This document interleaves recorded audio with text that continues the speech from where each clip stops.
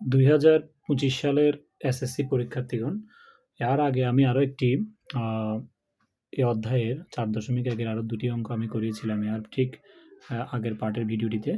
তোমরা ইচ্ছা করলে ওটা দেখে নিতে পারো।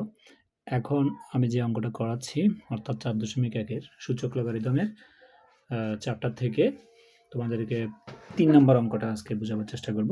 যেমন এখানে দেখো 2 to the power -1 plus 5 to the power -1, বা আমরা বলতে পারি 2 inverse plus 5 inverse whole to the power কিন্তু ইনভার্স। এখন এই অঙ্কটা জাস্ট আমরা এই সূত্র দিয়ে কিন্তু করতে পারি। আমি এর আগেও এই সূত্রটা নিয়ে আলোচনা করেছিলাম। আমরা বলেছিলাম যে কোনো বেজের উপরে অর্থাৎ কোনো পদের উপরে পাওয়ার যদি মাইনাস থাকে, এখানে 2 থাক বা 1 থাক, যাই থাক, তখন আমরা কি লিখতে পারি? আমরা লিখতে পারি আমরা লিখব যে এই মাইনাসের জন্য কিন্তু লিখতে পারি 1 ডিভাইডেড বাই আমরা লিখতে পারি, অর্থাৎ এই মাইনাসকে আমরা 1 ডিভাইডেড বাই লিখে ফেললাম। তাহলে আর থাকে কি a টু দি পাওয়ার 2, তাহলে a টু দি পাওয়ার 2 মানে a স্কয়ার লিখে ফেললাম। এই জাস্ট এই সূত্রটা দিয়েই কিন্তু বা এই ফর্মুলা দিয়েই আমরা কিন্তু এই অঙ্কটা পুরোপুরি করে ফেলতে পারি। তো চলো, এটা কোনো কঠিন অঙ্ক নয়, আমরা দেখে নিই এটা কীভাবে করা যায় সমাধান।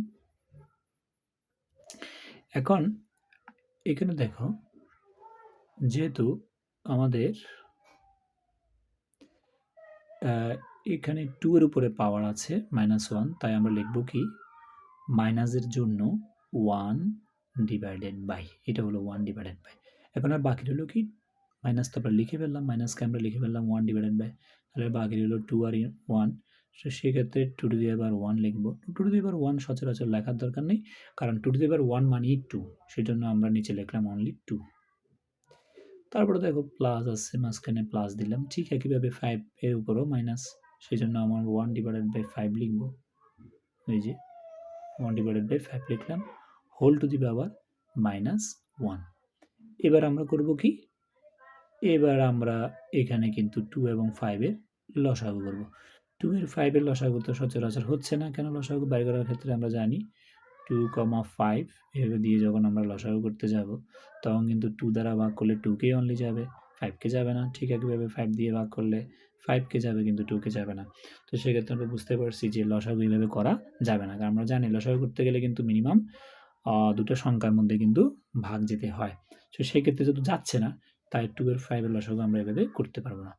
তো এই ক্ষেত্রে তাহলে অন্য পদ্ধতিতে আমাদের করতে হবে, সেটা হচ্ছে যদি এইভাবে লসাগু করা না যায়, তখন আমরা এই দুইটা সংখ্যা গুণ করে দিব। তাহলে 5 দুগুণে 10, যেটা হবে গুণফল সেটাই লসাগু।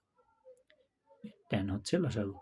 সেম 2 দ্বারা আমরা লসাগু বের করার পরে কাজ হচ্ছে হর দিয়ে ভাগ, লাভ দিয়ে গুণ। 2 দ্বারা ভাগ করলে 5, 5 দ্বারা 1 কে গুণ করলে 5 একে 5, প্লাস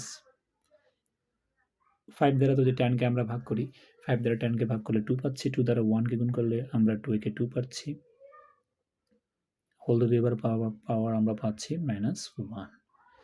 এখন এখানে 5 এ আর 2 পরে যোগ হবে কিন্তু, যেহেতু দুটোটার আগে প্লাস চিহ্ন, তাহলে যোগ করলে হচ্ছে 7 ডিভাইডেড বাই হচ্ছে 10, তো আছেই আমাদের 10 লিখে দিলাম, whole to the power -1, whole to the power -1। এখন অসুবিধা নেই, এখন আগে ছিল স্বভাবে যেমন 2 এর উপরে -1, তখন লিখছি 1/2। ঠিক একইভাবে 5 এর উপর -1 থাকলে আমরা লিখছি 1/5। সেম একই ওয়েতে আমরা লিখব, যেহেতু এখন পুরোটার উপরে -1, সেজন্য আমরা আগে মাইনাসের জন্য আমরা আগে 1 ডিভাইডেড বাই দিয়ে ফেলি। দিয়ে ফেললাম 1 ডিভাইডেড বাই, দেওয়ার পরে আমরা আর এই যার উপরে মাইনাস আছে সেটা হচ্ছে 7 ডিভাইডেড বাই 10, সেটাকে নিচে নিয়ে আসলাম, 7 ডিভাইডেড বাই 10, তার উপরে পাওয়ার হচ্ছে, বাকি রইল মাইনাস বাদ দিলে 1, 1টা লেখার দরকার নেই, এভাবে রেখে দিব। এখন আগে বলেছিলাম যে উপরে সংখ্যা নিচে ভগ্নাংশ, বা নিচে উপরে ভগ্নাংশ নিচে সংখ্যা, বা উপরে নিচে হরলবে উভয়ে ভগ্নাংশ, সেক্ষেত্রে কিন্তু আমাদেরকে ভাগ প্রক্রিয়া করতে হবে। তাহলে আমরা এখানে ভাগ প্রক্রিয়া করব। তো আমরা লিখব ইকুয়াল, ভাগ প্রক্রিয়ার ক্ষেত্রে আমরা উপরের সংখ্যা ঠিক রেখে নিচের সংখ্যাটাকে আমরা উলট পালট করে দিব, অর্থাৎ হরকে লবে নিয়ে যাব, লবকে আমরা হরে নিয়ে আসব। হরকে লবে নিয়ে গেলাম, লবকে হরে নিয়ে আসলাম, তাহলে আমরা এটার আনসার পাচ্ছি 10 ডিভাইডেড বাই 7। এটার আনসার কিন্তু আমরা পাচ্ছি কি 10 ডিভাইডেড বাই 7, দ্যাটস ইট। এই অঙ্কটা আমরা এভাবে করে ফেলতে পারি। একইভাবে আমরা 4 নম্বর অঙ্কটা করছি। দেখো 4 নম্বর অঙ্কে সেম, এখানে কিন্তু পাওয়ারটা 2 তে নেই, পাওয়ারটা আছে এর উপরে। তো সমস্যা নেই, যার উপরে থাকবে সেই ক্ষেত্রে আমরা কিন্তু 1/, লিখব। এই যে 1/, মাইনাসের জন্য আমরা একবার 1/ লিখে ফেলবো। তারপরে বাকি রইল কি, মাইনাস তো বাদ, তার বাকি রইল a আর 1, তাহলে সেটা আমরা নিচে লিখব সেম ওয়েতে। এটা যদি এবার 1 লেখার দিবার দরকার নাই, 1/, আমরা লিখবো এটা যদি এবার 1 লেখার কোনো প্রয়োজন নেই, 1ই। ঠিক একইভাবে 3 গুণ করলাম, 3 ইন্টু বি আছে এখানে, বি টু দি পাওয়ার -1 আছে, মাইনাসের জন্য আমরা 1 লিখলাম, আর বি টু দি পাওয়ার 1 কে আমরা লিখলাম নিচে B whole to the power -1। এখন দেখো এখানে 2টা কিন্তু গুণ আছে কিন্তু 1 এর সাথে, তো 1 এর সাথে গুণ করলে আমরা জানি 2টা কিন্তু স্বাভাবিকভাবে উপরের সংখ্যা, তো উপরের সংখ্যা সবসময় কিন্তু উপরের সংখ্যার সাথেই গুণ হয়। তো স্বাভাবিক যে কোনো সংখ্যা কিন্তু আমরা ধরে নিব যেটা লব বিশিষ্ট সংখ্যা, তো সেই জন্য 2 সাথে 1 আমরা গুণ করলে 2 কে 2 ডিভাইডেড বাই a, নিচে তো আছেই ডিভাইডেড বাই a, প্লাস 3 দ্বারা গুণ করলে 3 এর সাথে 1 গুণ করলে 3 divided by b whole to the power আমরা পাচ্ছি -1। এখন এখানে লসাগু কিন্তু a এবং b, b যেহেতু দুই ধরনের সংখ্যা বা দুই ধরনের পদ বা দুই ধরনের রাশি, সেক্ষেত্রে দুইটা কিন্তু আমাদের লসাগু হবে a এবং b। হর দিয়ে ভাগ, লব দিয়ে গুণ, a দ্বারা ab কে ভাগ করলে a এখান থেকে ক্যান্সেল হয়ে যাবে, ab থেকে a চলে যাবে, ভাগ করলে 1 হয়ে যাবে, আর থাকবে b, তো b দ্বারা 2 কে গুণ করলে 2b, এটা হচ্ছে লসাগুর নিয়ম।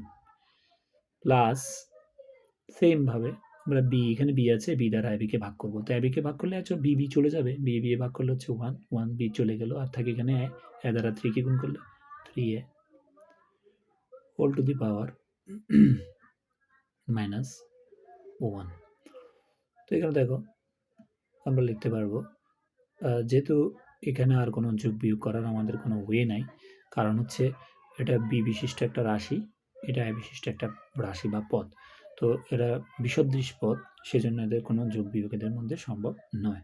তো সেই কারণে আমরা মূল সূত্রে চলে যাব, যেহেতু ইনভার্স আছে, তো ইনভার্সের জন্য আমরা লিখব, অর্থাৎ পাওয়ার মাইনাসের জন্য আমরা 1/, লিখলাম, আর এই -1টা পুরো যার উপরে আছে সেটাকে আমরা পুরো নিচে লিখে ফেলবো, অর্থাৎ 3a আমরা আগে একটু লিখে নিই সাজিয়ে একবারে, প্লাস একইভাবে আমরা লিখতে পারি 2b ডিভাইডেড বাই ab, ব্যাস। অর্থাৎ এখানে যেটা করলাম সেটা হচ্ছে মাইনাসের জন্য আমরা 1/, লিখলাম, আর মাইনাস বাদ দিলে থাকে 2b + 3a divided by ab whole to the power 1, সেটা নিচে লিখে নিলাম। সেম আবার এখানে আমরা ভাগ প্রক্রিয়া করব, 1 ইন্টু লিখব, abটাকে আমরা উপরে লিখব, আর নিচে নিয়ে আসবো আমরা 3a প্লাস 2b, তাহলে আমাদের আনসার কি দাঁড়ালো, ab divided by 3a plus 2b, this is the answer. তো শিক্ষার্থী বন্ধুরা, অনেকেই কিন্তু আমার ইউটিউবে বিভিন্ন ভিডিওতে কমেন্ট করে বলে, যে লিখে কমেন্টে যে অঙ্কগুলো আর একটু শর্টকাট করা যায় না, বা ভিডিওগুলো একটু শর্টকাট করা যায় না।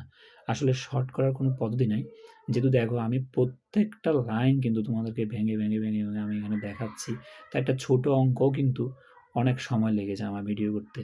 তো যারা একদম অঙ্ক একদম বুঝে না, আমি ওই লেভেল থেকে স্টার্ট করি, অর্থাৎ যারা একদমই বুঝে না তাদেরকেও আমি আমার ভিডিও দ্বারা উপকৃত করার চেষ্টা করি, সেজন্য আমার ভিডিওগুলো কিন্তু একটু লেন্দি হয়। অঙ্ক যদিও কম থাকে ভিডিওতে, কিন্তু বুঝাবার বিষয়টা কিন্তু বেশি থাকে। তো সকলকে অসংখ্য ধন্যবাদ।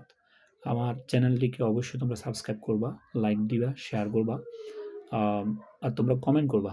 তোমরা যে অঙ্কগুলা তোমাদের জানা দরকার আমাকে কমেন্ট করে জানাবা। আমি কিন্তু এভাবে সূচকের চ্যাপ্টারের প্রত্যেকটা অঙ্ক কিন্তু ধারাবাহিকভাবে দিচ্ছি আমি। তো যাদের উপকারে আসবে অবশ্যই তারা লাইক, কমেন্ট, শেয়ার করবা এবং অবশ্যই চ্যানেলটিকে সাবস্ক্রাইব করবা। সকলকে অসংখ্য ধন্যবাদ।